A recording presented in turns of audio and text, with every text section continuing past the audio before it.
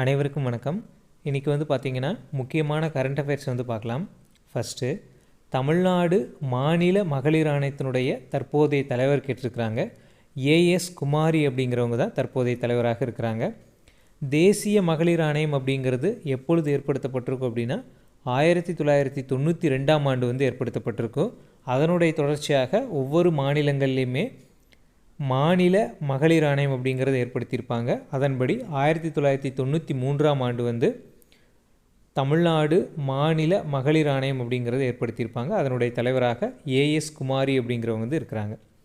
அடுத்தது, தேசிய ஆதிதிராவிடர் ஆணையத்தினுடைய தலைவராக இருப்பவர் யாருன்னா கிஷோர் மக்வானா அப்படிங்கிறவங்க தான் தற்போதைய தலைவராக இருக்கிறாங்க. அடுத்தது, துணை குடியரசுத் தலைவர் தேர்தலில் வெற்றி பெற தேவையான வாக்குகள் எத்தனை அப்படின்னு கேட்டிருக்கிறாங்க. முதல்ல பார்த்திங்கன்னா, துணை குடியரசுத் தலைவர் தேர்தலில் யாரெல்லாம் ஓட்டு போடுவாங்க அப்படின்னா மக்களவை உறுப்பினர்களும் மாநிலங்களவை உறுப்பினர்களும், இந்த ரெண்டு அவையில் இருக்கக்கூடிய மக்களால் தேர்ந்தெடுக்கப்பட்டவர்களும் சரி, நியமன எம்பிக்களும் சரி, ரெண்டு கேட்டகரியுமே வாக்களிப்பாங்க. அதன்படி பார்த்திங்கன்னா, மக்களவையில் எவ்வளோ உறுப்பினர் இருக்கிறாங்க, மாநிலங்களவையில் எவ்வளோ உறுப்பினர் இருக்கிறாங்க, ஸோ இவங்க ரெண்டையும் டோட்டல் பண்ணி அதில் பாதி எடுக்கிறவங்க தான் வெற்றி பெற்றவராக அறிவிக்கப்படுவாங்க. வரக்கூடிய செப்டம்பர் 9ஆம் தேதி பார்த்திங்கன்னா துணை குடியரசுத் தலைவர் தேர்தல் நடக்கப்போகுது. அதாவது இதுக்கு முன்னாடி பார்த்திங்கன்னா துணை குடியரசுத் தலைவராக இருந்தவர் தான் ஜெகதீப் தன்கர் அப்படிங்கிறவர். அவர் சமீபத்தில் ராஜினாமா பண்ணியிருப்பார். ஸோ அதை பேஸ் பண்ணி இந்த கேள்வி வந்திருக்குது. துணை குடியரசுத் தலைவர் தான் ராஜ்யசபாவினுடைய தலைவராகவும் செயல்படுவார். அடுத்தது, துணை குடியரசுத் தலைவர் தேர்தலில் அறிவிக்கப்பட்டு 30 நாட்களுக்குள் தேர்தலை நடத்தி முடிக்க வேண்டும் அப்படின்னு கொடுத்துருக்காங்க. இப்போ எப்படி கேள்வி வரும்னா, துணை குடியரசுத் தலைவர் தேர்தல் அறிவிக்கப்பட்டு எத்தனை நாட்களில் தேர்தல் நடத்தி முடிக்கப்பட வேண்டும் கேட்டாங்கன்னா 30 நாட்களுக்குள்ளே நடத்தி முடிக்கணும். அடுத்தது, துணை ஜனாதிபதி தேர்தலில் எத்தனை நியமன உறுப்பினர்களுக்கும் வாக்களிக்கலாம் அப்படின்னு கேட்டிருக்கிறாங்க. 12 நியமன உறுப்பினர்கள் வாக்களிக்கலாம். காரணம் என்னென்னா, ராஜ்யசபாவுக்கு 12 பேரை குடியரசுத் தலைவர் நியமிப்பார். கலை, இலக்கியம், அறிவியல், ஸோ விளையாட்டு, இந்த மாதிரி சம்மந்தப்பட்டவங்களில் 12 பேர் பார்த்திங்கன்னா குடியரசுத் தலைவர் நியமிப்பார். ஸோ அந்த வகையில் தான் நம்ம இளையராஜா அவர்களும் எம்பியாக தேர்ந்தெடுக்கப்பட்டிருக்கிறாரு. ஸோ அவங்களும் பார்த்தோம்னா இந்த துணை குடியரசுத் தலைவர் தேர்தல் வாக்களிக்கலாம். ஆனால் குடியரசுத் தலைவர் தேர்தலில் நியமன எம்பிக்கள் வாக்களிக்க மாட்டாங்க. காரணம் என்னென்னா, குடியரசுத் தலைவர் தானே அவங்களே நியமிக்கிறது. ஸோ அதனால் குடியரசுத் தலைவர் தேர்தலில் நியமன எம்பிக்கள் வாக்களிக்க மாட்டாங்க. துணை குடியரசுத் தலைவர் தேர்தலில் நியமன எம்பிக்களும் வாக்களிப்பார்கள். அடுத்தது, நிசார் செயற்கைக்கோளின் எடை கேட்டிருக்கிறாங்க. நிசார் செயற்கைக்கோள் அப்படிங்கிறது அமெரிக்காவும், அதாவது அமெரிக்காவில் இருக்கக்கூடிய அந்த நாசாவும் நம்ம இஸ்ரோவும் சேர்ந்து விண்ணுக்கு அனுப்பியிருப்பாங்க இந்த நிசார் அப்படிங்கிற செயற்கைக்கோளை. இதனுடைய எடை எவ்வளோன்னா 2393 கிலோ எடை அப்படின்னு சொல்லி கொடுத்துருக்குறாங்க. இது சமீபத்தில் விண்ணில் ஏவப்பட்டிருக்கும். அடுத்தது, நாட்டின் 14வது துணை குடியரசுத் தலைவரான ஜெகதீப் தன்கர் அப்படிங்கிறவர் எப்போ பதவியேற்றிருப்பார் அப்படின்னு கேட்டிருப்பாங்க. 11/8/2022 தான் அவர் பதவியேற்றிருப்பார் துணை குடியரசுத் தலைவராக. ஆனால் 3 ஆண்டுகள்லேயே அவர் மருத்துவ காரணங்களுக்காக ராஜினாமா பண்ணுறேன் அப்படின்னு சொல்லி அறிவித்து வெளியேறியிருப்பார். அடுத்தது, சர்வதேச பழங்குடியினர் தினம் அப்படிங்கிறது எப்பொழுது கொண்டாடுறாங்க அப்படின்னா ஆகஸ்ட் 9ஆம் தேதி. அதே மாதிரி தேசிய யானைகள் தினம் என்னைக்கு கொண்டாடுறாங்க அப்படிங்கிறத நீங்கள் கமெண்ட் பண்ணுங்கள். அதே மாதிரி தேசிய நூலக தினம் என்னைக்கு அப்படிங்கிறதையும் கமெண்ட் பண்ணுங்கள். அடுத்தது, உலக புலிகள் தினம் என்னைக்குன்னா ஜூலை 29 உலக புலிகள் தினம். அதே மாதிரி உலக மக்கள் தொகை தினம் என்னைக்குன்னா ஜூலை 31. அதே மாதிரி கல்வி வளர்ச்சி நாளாக ஜூலை 15 கொண்டாடப்பட்டு வருது. அதே மாதிரி தேசிய விலங்காக புலி எப்பொழுது அறிவிக்கப்பட்டிருக்கும் அப்படின்னா 1973 அறிவிச்சிருப்பாங்க. ஸோ அதற்கு முன்னாடி நமக்கு சிங்கம் தான் இருந்திருக்கும். 1973 புலி தேசிய விலங்காக அறிவிக்கப்பட்டிருக்கும். புலிகள் பாதுகாப்பு திட்டம் 1973 அப்படின்னு சொல்லி ஒன்று கொண்டு வந்திருப்பாங்க. அதன்படி தான் அறிவிக்கப்பட்டிருக்கும். அடுத்தது, ஆணவ கொலைகளுக்கு தனிச்சட்டம் இயற்றிய முதல் மாநிலம் எது அப்படின்னு கேட்டிருக்கிறாங்க. ஸோ ராஜஸ்தான் மாநிலம்தான் ஆணவ கொலைகளை தடுப்பதற்காக தனிச்சட்டம் இயற்றிய முதல் மாநிலம். அடுத்தது, திருநங்கைகளுக்கு தனித்துவமான கொள்கையை வெளியிட்ட முதல்வர் யார் அப்படின்னு கேட்டிருக்கிறாங்க. ஸோ நம்ம மு.க.ஸ்டாலின் அவர்கள் தான் திருநங்கைகளுக்கு தனித்துவமான கொள்கையை வெளியிட்டிருப்பார். ஸோ இதற்கு முன்னாடி இந்தியாவிலேயே பார்த்திங்கன்னா திருநங்கைகள் நல வாரியம் அப்படிங்கிறத எப்போ அமைச்சிருப்பாங்க அப்படின்னா 2008 தான் அமைச்சிருப்பாங்க. திருநங்கைகள் நல வாரியம் அப்படிங்கிறது ஏப்ரல் 15, 2008. ஸோ அதன் காரணமாகத்தான் ஏப்ரல் 15 திருநங்கைகள் தினமாகவும் கொண்டாடப்படுது. ஸோ 40 வயதிற்கு மேற்பட்ட திருநங்கைகளுக்கு வந்து பார்த்திங்கன்னா மாதாந்திர உதவித்தொகை வந்து 1500 ரூபா வந்து நம்ம தமிழ்நாடு கவர்மெண்ட் வந்து வழங்கிட்டுருக்கிறாங்க. ஸோ 3ஆம் பாலினத்தவர் அப்படிங்கிறதுக்கு திருநங்கைகள் என்று அழைக்கலாம் அப்படின்னு ஒரு பெயரை கொண்டு வந்ததும் பார்த்திங்கன்னா நம்ம தமிழ்நாடு கவர்மெண்ட்டு தான் 2006 11 காலகட்டங்களில். அடுத்தது நலன் காக்கும் ஸ்டாலின் அப்படிங்கிற ஒரு திட்டம் எப்பொழுது தொடங்கியிருப்பாங்க அப்படின்னா ஆகஸ்ட் 2, 2025 வந்து தொடங்கியிருப்பாங்க. நலம் காக்கும் ஸ்டாலின் அப்படிங்கிற திட்டம்.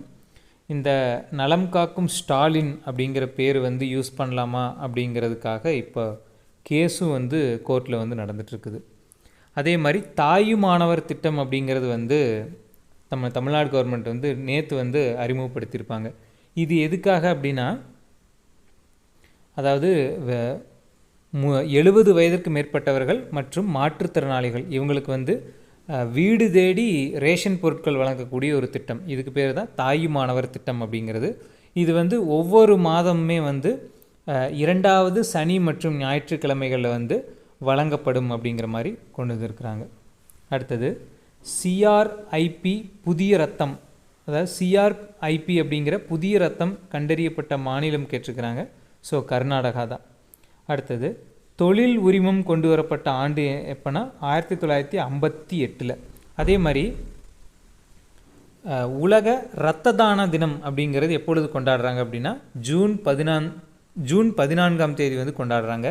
ஸோ இது ஏன் வந்து இந்த ஜூன் 14 வந்து கொண்டாடுறாங்க அப்படின்னா, இரத்த வகைகளை கண்டறிந்தவர் யாருன்னா காரல் லான்ஸ்டைனர் அப்படிங்கிறவர் தான். அவருடைய பிறந்த நாளை தான் இரத்த தான தினமாக கொண்டாடுறாங்க.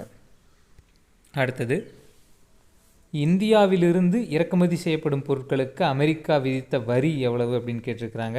ஸோ அது வந்து மாறிக்கிட்டே இருக்குது. 25% அப்படிங்கிறாங்க, இப்போ 50% அப்படின்னு சொல்லியிருக்கிறாங்க. அடுத்தது உலகக்கோப்பை செஸ் தொடரில் பட்டம் வென்ற இந்தியர் யார் அப்படின்னு கேட்டிருக்கிறாங்க. திவ்யா தேஷ்முக் அப்படிங்கிறவங்க தான் பட்டம் வாங்கியிருப்பாங்க. அடுத்தது 29/7/2025 ரஷ்யாவில் ஏற்பட்ட நிலநடுக்கம், இதனுடைய அளவு என்னென்னா வந்து 8.8 ரிக்டர் அப்படின்னு சொல்லுவாங்க. ஸோ இந்த நிலநடுக்கம் அப்படிங்கிறது ரிக்டர் அளவுகோலில் தான் வந்து கண்டறியப்பட்டு வருது. ரிக்டர் அளவுகோலில் தான் அதை வந்து மெஷர் பண்ணிகிட்ருக்கிறாங்க. அடுத்தது கூட்டுறவு பல்கலைக்கழகம் அமையவுள்ள மாநிலம் கேட்டிருக்கிறாங்க. குஜராத். நாட்டிலேயே முதல் முறையாக கூட்டுறவு பல்கலைக்கழகம் அப்படிங்கிறத குஜராத்தில் வந்து அமைக்க போகிறாங்க. அடுத்தது ஆகஸ்ட் 15, 2025 மகளிருக்கு இலவச பேருந்து பயணத்திட்டம் துவங்கும் மாநிலம் கேட்டிருக்கிறாங்க. ஆந்திரா. வரக்கூடிய சுதந்திர தினத்தன்னைக்கு மகளிருக்கு வந்து இலவச பேருந்து பயணத்திட்டம் அப்படிங்கிறத ஆந்திரா கவர்மெண்ட் வந்து கொண்டு வந்திருக்காங்க. நம்ம தமிழ்நாடு கவர்மெண்ட் ஏற்கனவே வந்து பார்த்திங்கன்னா 2021 மேலிருந்து செயல்படுத்திட்டு வர்றாங்க. ஸோ அதே மாதிரி ஆந்திராலையும் வரக்கூடிய ஆகஸ்ட் 15 செயல்படுத்த போகிறாங்க. அடுத்தது நான் முதல்வன் திட்டத்திற்காக தமிழ்நாடு அரசு எத்தனை நிறுவனங்களுடன் ஒப்பந்தம் செய்துள்ளது அப்படின்னா 3 நிறுவனங்களுடன் ஒப்பந்தம் செய்துள்ளது. இந்த நான் முதல்வன் திட்டம் அப்படிங்கிறது வந்து பார்த்தோம்னா, ஸோ இது வந்து ஒரு கல்வி வளர்ச்சிக்காக கொண்டு வரப்படக்கூடிய ஒரு திட்டம். ஸோ இதை பேஸ் பண்ணி வந்து பார்த்திங்கன்னா யூபிஎஸ்சியில் ப்ரிலிம்ஸ் பாஸ் பண்ணவங்களுக்கு மாதம் அதாவது மாதம் உதவித்தொகை அப்படிங்கிறது வழங்கப்பட்டுட்டு வருது. அதே மாதிரி கல்லூரி மாணவர்களுக்கும் நிறைய திட்டங்களை வந்து கொண்டு வந்திருக்கிறாங்க.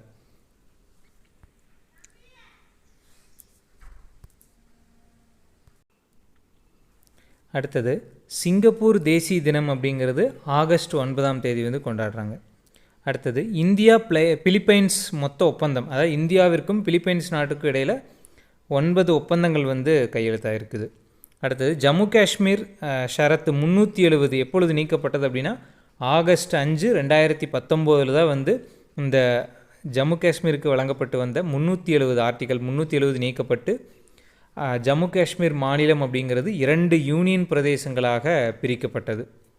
லடாக் அப்படிங்கிற யூனியன் பிரதேசமும் ஜம்மு காஷ்மீர் அப்படிங்கிற யூனியன் பிரதேசமாகவும் பிரிக்கப்பட்டது. அதில் ஜம்மு காஷ்மீர் அப்படிங்கிறது சட்டமன்றத்துடன் கூடிய யூனியன் பிரதேசமாக பிரிச்சிருக்கிறாங்க. நம்ம இந்தியாவில் தற்போது 28 மாநிலங்கள் 8 யூனியன் பிரதேசங்கள் இருக்குது. அடுத்து உள்துறை அமைச்சராக அதிக காலம் பதவி வகித்தவர் யார் அப்படின்னு கேட்டிருக்கிறாங்க. ஸோ நம்ம தற்போதைய அமித்ஷா அவர்கள் தான் உள்துறை அமைச்சராக அதிக காலம் பதவி வகித்தவராக இருக்கிறார். அடுத்து கலைஞர் பல்கலைக்கழகம் அப்படிங்கிறது எங்கே ஏற்படுத்த போகிறாங்க அப்படின்னா கும்பகோணத்தில் ஏற்படுத்த போகிறாங்க. அடுத்தது வின் குழுமம், இது வியட்நாம் அரசு தான். அடுத்தது தனி மனித சுதந்திரம் அப்படிங்கிறத பற்றி சொல்லக்கூடிய ஆர்டிக்கல் என்னது, நம்ம ஃபண்டமெண்டல் ரைட்ஸில் ஆர்டிக்கல் 21 தான் தனி மனித சுதந்திரத்தை பற்றி சொல்லுது. காலியாகும் துணை குடியரசுத் தலைவர் பதவி தேர்தல் எப்பொழுது அதாவது எப்பொழுது நடக்க போகுதுன்னா செப்டம்பர் மாதம் 9ஆம் தேதி நடக்க போகுது. இது எந்த ஆர்டிக்கல் பயன்படுத்தி நடத்துகிறாங்கன்னா ஆர்டிக்கல் 68 சப் கிளாஸ் 2 பயன்படுத்தி தான் நடத்துகிறாங்க. அடுத்தது ஆகஸ்ட் 5, 2025 மேக வெடிப்பு எந்த மாநிலங்களில் ஏற்பட்டிருக்கும் அப்படின்னா உத்தரகாசி மாவட்டத்தில் கிர்கங்கா ஆற்றுக்கு இடையில் தான் பார்த்திங்கன்னா இந்த மேக வெடிப்பு அப்படிங்கிறது நடந்திருக்கும். தற்போதைய மக்களவை மற்றும் மாநிலங்களவை எம்பிக்கள் மொத்தம் எத்தனை அப்படின்னு கேட்டிருக்கிறாங்க. 782 பேர் இருக்கிறாங்க. ஸோ இதில் பாதி தான் 391 வாக்குகள் பெற்றால் துணை குடியரசுத் தலைவர் தேர்தலில் வெற்றி பெற்றவராக அறிவிப்பார்கள்.